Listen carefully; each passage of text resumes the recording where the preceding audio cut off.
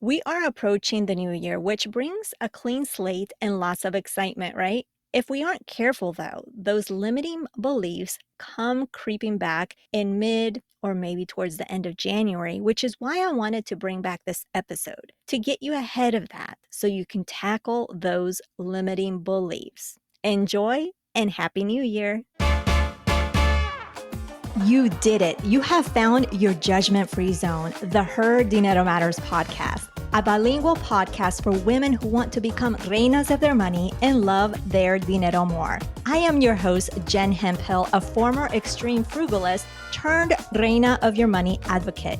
Each week, I'm going to help you reign your money like that queen that you are with inspiring interviews and panel discussions from La Comunidad Latina and with solo episodes sharing simple, actionable tips and strategies. Thanks for spending some time with me today. And now let's jump into today's dose of money confidence. ¿Qué tal, Reina? How are you doing? This is Jen Hemphill, your host, and I am so happy to have you here. Now, today it is just you and I. We are going to be discussing limiting beliefs. Limiting beliefs are so detrimental to our success, especially in finance, in our personal life, in any part of our life. So we need to know how to manage those limiting beliefs so they don't get in the way. So we can just set them aside and we can just move on and progress with what we're doing. In today's episode, you're going to learn what limiting beliefs are and where they come from, as well as why we should care about these limiting beliefs and pay attention to them. And I'm going to share with you 4 steps that you can take to help you minimize their return. Let's not delay and let's go ahead and get started. So, what are limiting beliefs? They are beliefs that you believe to be true that limits you in some way. This belief can be about you or other people or the world. Some examples of limiting beliefs can be I am not worthy, I am not deserving, I am not smart enough, I can't handle it. And they can be others that mean the same thing. So you have to be really aware of what is coming in, what is really filtering in through your mind. Now, where do they come from? I think they come from a part of it has to do with our past money story. It no doubt in my mind, because in our past or when we're growing up, there's so much that impacts how we think, what we do, and it shapes us for the remainder of our life, whether it's good or bad.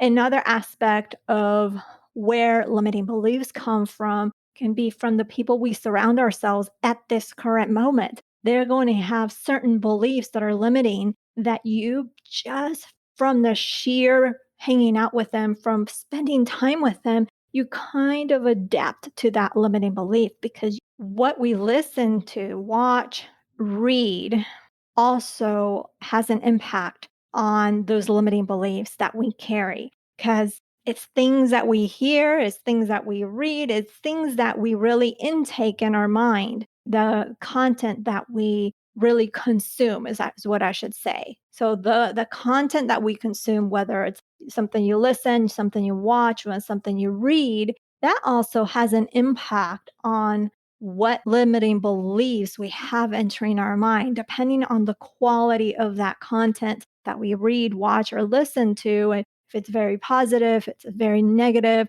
even music, right? As much as I love music, it can have an impact on the limiting beliefs that we have because of the story that the music says. And even though the music itself, the actual instrumental part, may be uplifting, if we're paying attention to those words that are not uplifting, that can have an impact on those limiting beliefs. So we just have to be careful of that. I don't know about you, but for some reason with music, I don't listen to the words. And there's been time I remember when I was a teen and with my parents, we were on a road trip and we were listening to the radio. And one of my favorite songs at that time, I don't even remember what it was, but one of my favorite songs at that time was playing on the radio. And I'm like, turn it up, turn it up. This is my favorite song. And then that was the first time, for whatever reason, I started listening to the words. And let me just tell you, it wasn't very good to listen to with your parents. Let's just put it that way. So but I've never, I mean, it was very up, the music was very upbeat, but what was said, the word, the lyrics of that song were not the best. So we really have to really be aware of what we are listening to, reading, and watching. And if we're listening to music, I don't know if subconsciously, if we're listening to lyrics that aren't very uplifting, if that impacts us, if we're not listening to the lyrics. I don't think it does, but maybe some experts out there say different. Another aspect that I think impacts our limiting beliefs is our culture and society, and sometimes what's going on in the current event, because you hear things in, day out, especially now where there's such a divide in the US. There's so much going on and it's just heavy, right? And that can have an impact on our limiting beliefs. So we've talked about what limiting beliefs are, where they come from. Now I want to discuss with you why we should pay attention to them. Now, there's a good quote from Louise Hay where she says, if you accept a limiting belief, then it will become a truth for you. And I truly, truly agree with that, because whatever we believe, especially when we believe it with our core, it does come true. Think about the last time that, or the most recent time that you've had a belief in something and it just consumed you and it was just for you, it was your truth. Now, when we take a look at these beliefs that continuously circle in our brain, and when we ask ourselves if this belief is actually true, we tend to find out it's not.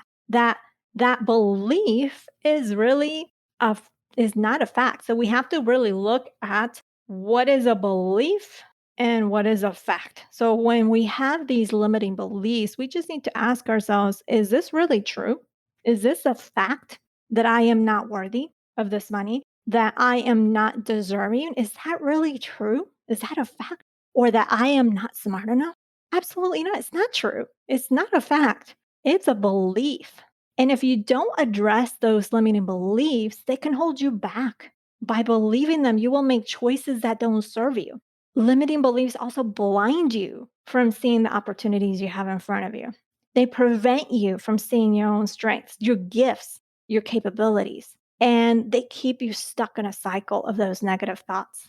Now, I say this because I've experienced it. I have allowed limiting beliefs to take over me. I have allowed limiting beliefs to become my truth, even though it was never a fact. I just let it consume me. And I want to make sure that it doesn't do that for you. So, how can we minimize those limiting beliefs? So, here are the 4 steps. Step number 1 is awareness. You need to be aware of those, because sometimes if we don't even think about limiting beliefs, we're still going to have these beliefs or these thoughts that are circling in our head. So, the first step is really we need to be aware. We need to take inventory of those limiting beliefs. And remember that beliefs are just that, beliefs. They aren't facts. And even though you may think they become your truth because you are so consumed by that belief, if you take a moment to ask yourself, is this really true? Is this really a fact? You're going to find out it's not. So just be honest with yourself, because if you're saying this is true, do some digging with that, because it's actually, you need to ask yourself if it's a fact. Now, with this awareness piece, with this step 1, you may not be able to do this in one sitting, and that's fine because it takes time and you're not going to get rid of them right away. It takes work. So you want to take the time to catch those thoughts and don't worry about doing anything else. Just take time to be aware of them and just catch them. And all you need to do is write them down. Just acknowledge those limiting beliefs that they are there. Again, be sure to write it down. Don't judge them. Just thank them for being there. That's all you have to do in this step. So, again, it's awareness. You want to take inventory of those limiting beliefs. You want to write them down. Take 20 minutes to think about, like the last week, what beliefs have come, or go back further if you can, or what's something that you notice comes up for you all the time. That's step 1. Step 2 is you want to reframe those limiting beliefs into abundant ones. So you want to take those thoughts and reframe them into something that serves you. For example, I can't afford it, or I can't ever afford anything. You can frame it as a question.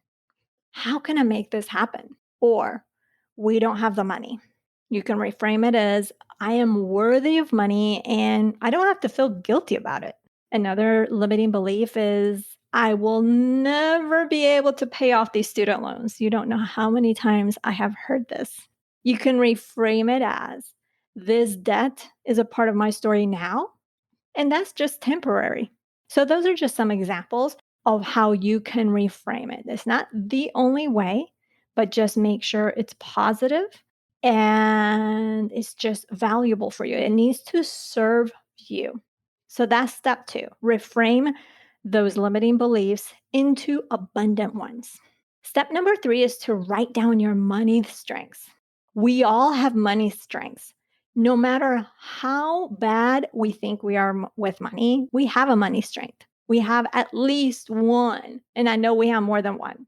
Some examples of money strengths are really like being good with saving money. It can be being good with finding a sale and a deal. It could be being able to clip coupons and on top of that, use it with an item or items that are on sale. I don't have that strength, nor the patience. It can be really being able to stop yourself or being good about not impulse spending. That can be a money strength. It can be complimenting your partner on something he or she is doing well with money. That's a money strength. There's really no wrong way to do this. So you want to really write down your money strength. Everything these steps, I want you to write it down, not just think it in your head. When you acknowledge your money strengths, it allows you to realize that you can do so many things, that you can do this, you can improve your financial life, you can get to where you want to go financially, and you can tackle what you need to. You can really get over those roadblocks that sometimes get in your way because you have those money strengths on your side.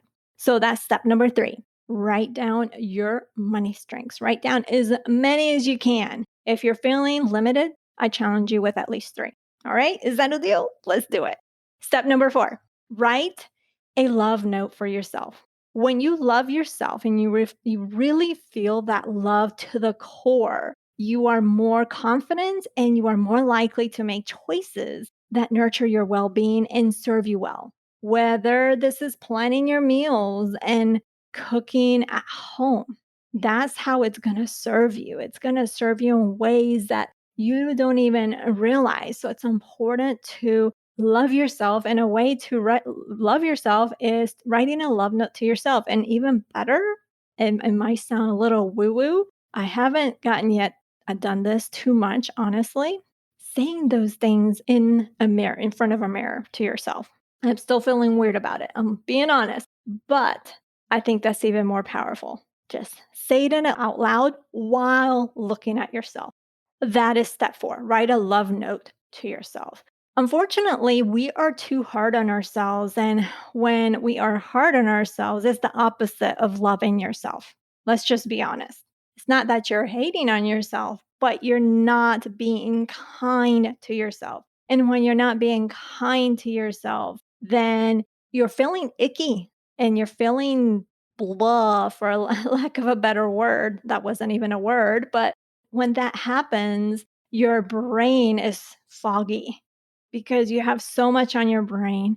You can't think clearly. And when you can't think clearly, you don't make those choices, especially financial ones, that serve you well. So make sure you love on yourself, write a love note to yourself. And I challenge you, if you can, just say those things in front of the mirror and let me know if you do, because that's going to keep myself accountable that I need to do that too. Now that is it. Let's do a quick recap about what we discussed. We talked about what limiting beliefs are, where they come from, We also talked about why we should care and pay attention, as well as those 4 steps that you can take to help minimize those beliefs. And those steps are number 1, being aware and taking that inventory of those limiting beliefs. Number 2 is reframing those limiting beliefs into abundant ones. Step 3 was to write down your money strength. And step 4 is to write a love note to yourself. If you enjoyed this, I have a great worksheet where you can implement this daily and a little more. It's called the Daily Dinero Ritual, and you can get it at jenhemphill.com/dinero. If in the past you grab that My Daily Money Ritual, this is what has taken its place. There are some changes and tweaks, so you want to make sure that you log into the Her Dinero Matters Lounge for that to be able to see that. Next week, on the podcast, we get to meet the amazing couple that go by the name of Brigel. They are an artist couple who produce film and music with an uplifting message, and you're going to absolutely love them. I really enjoyed having a conversation with them. So that is it. Eso es todo. Thank you for taking time to listen to this episode, for choosing the Her Dinero Matters podcast as one of your podcasts of choice. I know there's many to choose from, so I am grateful that you are here. You can check out the brief show notes over at jenhemphill.com/226. Remember that becoming the reina of your money can start now. The choice is in your hands. You've got this. Tú puedes. Also, I'd love for you, when you listen to this episode, if you can take a screenshot and share it on Instagram, or even take a selfie when you're listening to this episode. Tag us on your Instagram stories with @HerDineroMatters and use that same hashtag, HerDineroMatters. Thanks again for being here y nos hablaremos el próximo jueves. Ciao.